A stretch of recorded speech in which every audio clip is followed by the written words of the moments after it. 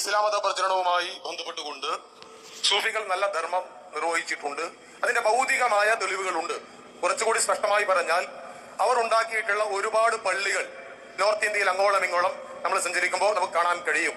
കുറച്ചുകൂടി വ്യക്തമായി പറഞ്ഞാൽ സലഫികൾ പുരാതനമായി ഉണ്ടാക്കിയിട്ടുള്ള ഒരു പള്ളിയെങ്കിലും ഇന്ത്യ രാജ്യത്ത് നമുക്ക് കാണാൻ സാധിക്കുമോ എന്നായിരുന്നു എന്റെ ചോദ്യത്തിന്റെ കൃത്യമായ ഒരു പോയിന്റ്. ആ പോയിന്റിനെ കൃത്യമായി താങ്കൾ ഉത്തരം പറയുക. മാലിക് ദിയാനും സംഘവും വന്ന് 10 പള്ളി ഉണ്ടാക്കി. ആ 10 പള്ളിയും സലഫി പള്ളിയാണ്. ആ 10 പള്ളിയും സലഫി പള്ളിയാണ്. കാരണം മാലിക് ദിയാനും സംഘവും വന്ന് പള്ളി ഉണ്ടാക്കിയ കാലത്ത് ആ പള്ളിയിൽ അന്ന് കുത്തുബിയത്തില്ല, അന്ന് റാത്തീബില്ല, അന്ന് ഹദ്ദാദില്ല, അന്ന് മൗലിദില്ല, അന്ന് മാലയില്ല, അന്ന് നബിദിനാഘോഷമില്ല, അന്ന് ജാറങ്ങളില്ല, ദർഗയില്ല. അതാണ് സലഫി പള്ളി. പിന്നീട് മാലിക് ദിയാന് കാലം കഴിഞ്ഞ് 1000 കൊല്ലം കഴിഞ്ഞിട്ട് ആ കുത്തുബിയത്തുണ്ടായത്. ഇന്ന് ആ പള്ളിയിൽ കുത്തുബിയത്തുണ്ട്. അതിന് പള്ളി ഉത്തരവാദി ഇല്ലല്ലോ, പള്ളി ഉണ്ടാക്കിയവരും ഉത്തരവാദിയല്ല. മാലിക് ദിയാനും കൂട്ടരും വന്ന് 10 പള്ളി ഉണ്ടാക്കി. അവർ എത്ര ജാറമുണ്ടാക്കി? എത്ര ജാറമുണ്ടാക്കി? ഒന്ന് പോലും ഉണ്ടാക്കിയില്ല. മാലിക് ദിയാനും സംഘവും ഒരു ജാറം പോലും ഉണ്ടാക്കിയില്ല. എന്നാ 10 പള്ളി ഉണ്ടാക്കി. ആ 10 പള്ളിയും സലഫി പള്ളിയാണ്. എന്തുകൊണ്ട്? ഈ പറഞ്ഞതാണ് കാരണം. അല്ലെങ്കിൽ തെളിയിക്കേണ്ടത് എന്താ? മാലിക് ദിയാനും സംഘവും പള്ളി ഉണ്ടാക്കിയിട്ട് ആ പള്ളി എല്ലാ മാസവും 17 ബദർ മൗലിദ് കഴിച്ചു.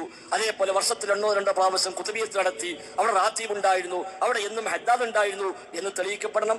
അപ്പൊ ഈ ചോദ്യം ന്യായമാണ്. ഇന്ന് അവിടെ ഹദ്ദാദില്ലേ? ഉണ്ട്. എന്തുകൊണ്ട്? ഇന്ന് മാലിക് ദിയാർ അല്ല അവിടെ ഖതീബായി ഉള്ളത്. മാലിക് ദിയാർ ഖതീബായ കാലത്ത് ആ പള്ളി ഹദ്ദാദില്ല, അവിടെ റാത്തീബില്ല, അവിടെ മൗലിദില്ല, അവിടെ നബിദിനാഘോഷമില്ല, അല്ലാഹുല്ലാത്തവർക്ക് നേർച്ചയില്ല, അടിയന്തരങ്ങളില്ല, ആ വക ഏർപ്പാട് വന്നില്ല. പിന്നീട് കാലക്രമേണ ആ പള്ളി കൈകാര്യം ചെയ്ത ആളുകൾ അവർ വഴിമാറി സഞ്ചരിക്കുകയും കമ്മിറ്റിക്കാരെന്താണ് തീരുമാനിച്ചത് അത് പിന്നെ പള്ളിയിൽ തീരുമാനമായി മാറുകയും ചെയ്തപ്പോഴാ ഇതൊക്കെ ഉണ്ടായത്. അങ്ങനെയാണ് 1000 കൊല്ലം കഴിഞ്ഞ് തമിഴ്നാട്ടിൽ വന്ന കുത്തുബിയത്താണല്ലോ ആ പള്ളി പിന്നെ പോയി കയറിയത്. 1000 കൊല്ലം കഴിഞ്ഞിട്ട് കോഴിക്കോട് നിന്നായ മുഹീദിമാല ആ പള്ളിയിൽ ഇന്ന് ചൊല്ലുന്നുണ്ട്. അതേപോലെ 600 കൊല്ലം മുമ്പുണ്ടാക്കിയ ഹദ്ദാദ് ഇന്നവിടെ ചൊല്ലുന്നുണ്ട്. 700 കൊല്ലം മുമ്പുണ്ടായ ബുർദബൈത്ത് ഇന്നവിടെ ചൊല്ലുന്നുണ്ട്. 800 കൊല്ലം മുമ്പുണ്ടായ നബിദിനാഘോഷം ഇന്നവിടെ ചൊല്ലുന്നുണ്ട്.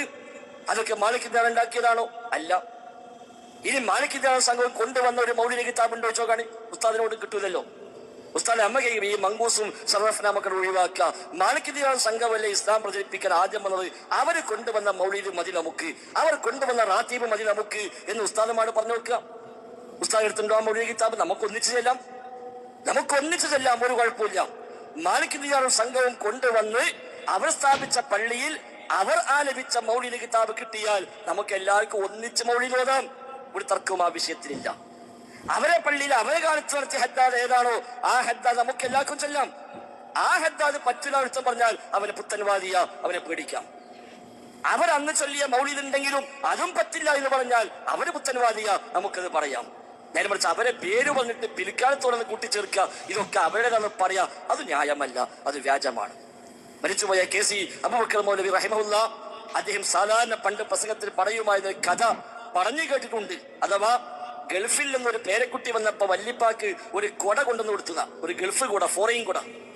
വല്ലിപ്പ കൊടയും പിടിച്ച് അങ്ങാടി പോകും, പള്ളിയിൽ പോകും, എല്ലാവരോടും പറയും ഇതെന്റെ പേരക്കുട്ടി കൊണ്ടുവന്ന കൊടയാണ്. കുറച്ചു കാലം കഴിഞ്ഞപ്പോ ആ കുടയുടെ ഒരു കമ്പി ഒടിഞ്ഞു. അപ്പൊ റിപ്പയർ ചെയ്യാൻ കടയിൽ കൊണ്ടായപ്പോ അയാൾ പറഞ്ഞു, ആചാര്യ ഈ കമ്പി മാറ്റി വേറെ കമ്പി ഇടുക. ശരി, അത് മാറ്റി വേറെ കമ്പി ഇട്ടു. കുറച്ച് കഴിഞ്ഞപ്പോ 2ാമതൊരു കമ്പി പൊട്ടി, അതും മാറ്റി. പിന്നീട് 3ാമത്തേത് മാറ്റി, 4ാമത്തേത് മാറ്റി, 5ഉം 6ഉം 7ഉം ഒക്കെ മാറ്റി, ഏതാണ്ട് എല്ലാ കമ്പിയും മാറ്റി. അപ്പോഴേക്ക് അതിന് ശീലയൊക്കെ ഓട്ടയായി, വല്ലാണ്ട് ഓട്ടയപ്പോൾ ആ കടക്കാരൻ പറഞ്ഞു, ഇനി നമുക്ക് ആ ശീല മാറ്റി വേറെ ശീല ഇടാം. ശരി, ആ ശീലയും മാറ്റി. പിന്നെ കാലൊടിഞ്ഞു, അപ്പൊ കാലും മാറ്റി. ഇപ്പോഴും ആ വല്ലിപ്പാന്റെ അവകാശവാദം എന്താ? ഈ കൊട എന്റെ പേരക്കുട്ടി കൊണ്ടുവന്ന കൊട ഇടുക.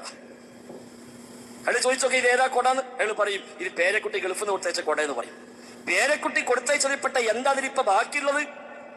കാര്യമായിട്ടൊന്നുമില്ല. എന്നുപോലെയാണ് മാലിക് ദിയാൻ സംഘം വന്ന് പള്ളിയുണ്ടാക്കി 5 വക്ത് നിസ്കാരവും നോമ്പും സക്കാത്തൊക്കെ പഠിപ്പിച്ച് അവർ വഫാത്തായി പോയി. ഒരു മാലയോ മൗലിദോ റാത്തീബോ കുതുബിയത്തോ ഹദ്ദാദോ ജാറങ്ങളോ ദർഗകളോ ആ വക ഒന്നും അവരാരും പഠിപ്പിച്ചില്ല. കുറച്ചു കഴിഞ്ഞപ്പോ അതിലേക്ക് ഒരുത്തം കൊണ്ടുവന്ന് കയറ്റി മുഹീദിമാല.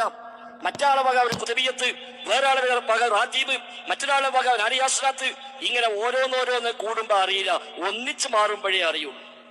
ഇപ്പോഴും അവകാശവാദം ഞങ്ങളാ പഴയ ആൾക്കാര്, ഞങ്ങളാ പാരമ്പര്യം, നിങ്ങളൊക്കെ പിന്നെ വന്നതല്ലേ എന്ന്. അതുകൊണ്ട് ലോകത്തെവിടെയും മതം പ്രചരിപ്പിച്ചവർ സലഫികളാണ്.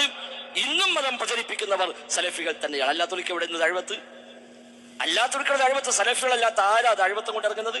ഇല്ലല്ലോ. ഒരു ഖുറാഫാത്ത് പ്രചരിപ്പിക്കാന്നല്ലാതെ ഇസ്ലാമിക പ്രബോധനം എന്ന് പറഞ്ഞ് ഒരു ദഅ്വ മേഖലയിൽ സലഫികളല്ലാതെ മറ്റാരുള്ളത്? ഇത് അഴിവത്തിന് വേണ്ടി വീടും നാടും ഒഴിവാക്കി 4 പീസും 4 മാസം പോണ മനുഷ്യന്മാരുണ്ട്. അവരെ പോലും ദീനുള്ളവനോട് വീണ്ടും പറയാന്നല്ലാതെ, ഒരു അമുസ്ലിമിനെ വീട്ടിൽ കയറുക, സോറി ട്ടോ അറിയാതെ കയറിയതാണ് എന്ന് പറഞ്ഞ് തിരിച്ചു പോരുക എന്നല്ലാതെ അവരെ പോലും പലപ്പോഴും ചെയ്യുന്നില്ല.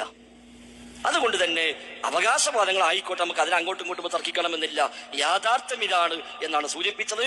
അതുകൊണ്ട് 1-ാം നൂറ്റാണ്ട്, 2-ാം നൂറ്റാണ്ടിൽ, 3-ാം നൂറ്റാണ്ടിലൊക്കെ ഉണ്ടായ പള്ളികൾ എല്ലാം സലഫി പള്ളിയാണ്. പിന്നെ കമ്മിറ്റിക്കാർ മാറിയപ്പോ അവരിലേക്ക് പലതും കൊണ്ടുവന്നു. അത് സ്വാഭാവികമാണ്. ഇപ്പൊ ഈ സലഫികൾ ഉണ്ടാക്കിയ, അടുത്ത കാലത്തുണ്ടാക്കിയ പള്ളി പോലും പിന്നെ കമ്മിറ്റി മാറി, സംഘടന മാറി, ആളുകൾ മാറുമ്പോൾ അവിടെ പിന്നെന്തെല്ലാം കയറി വരുന്നു. നമ്മൾ ഉത്തരവാദിയല്ലോ.